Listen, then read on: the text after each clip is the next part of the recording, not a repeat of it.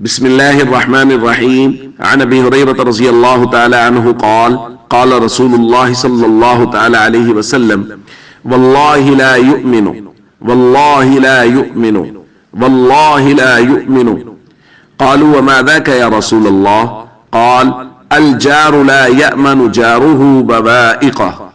رواہ احمد. نبی کریم صلی اللہ علیہ وسلم نے ارشاد فرمایا اللہ کی قسم وہ بندہ مومن نہیں، اللہ کی قسم وہ بندہ مومن نہیں، اللہ کی قسم وہ بندہ صاحب ایمان نہیں. یہ بات 3 مرتبہ ارشاد فرمائی. صحابہ نے عرض کیا یا رسول اللہ وہ شخص کون ہے؟ آپ صلی اللہ علیہ وسلم نے ارشاد فرمایا وہ شخص جس کا ہمسایہ اس کے شر سے معمون نہ ہو.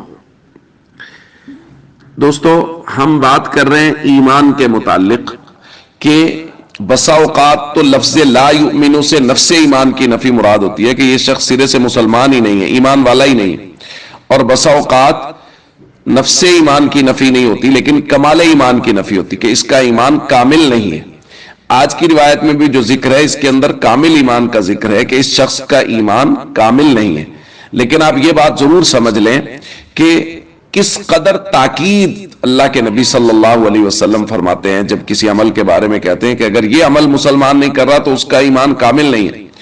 تو یہی بات پڑوسیوں کے ساتھ بدسلوکی کرنے والوں کے لیے حضور نے ارشاد فرمائی کہ وہ شخص جو پڑوسیوں سے بدسلوکی کرے، نبی پاک صلی اللہ علیہ وسلم نے 3 مرتبہ قسم اٹھا کے ارشاد فرمایا کہ واللہ لا یؤمن، یہ شخص اللہ کی قسم مومن نہیں ہے. تو بھائی پڑوسیوں کے حقوق بہت اہم اور ضروری ہیں.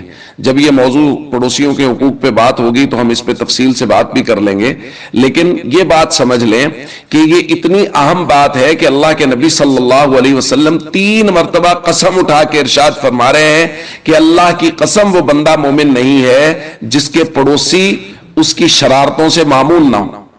اس لیے ہم سب کو چاہیے پڑوسیوں کے ساتھ حسن سلوک کریں، ضرورت کے وقت ان کے کام آئیں، اور اگر نہ ہو سکے تو کم از کم یہ ہے کہ ہماری طرف سے ان کو کوئی تکلیف نہ پہنچے. السلام علیکم ورحمۃ اللہ وبرکاتہ.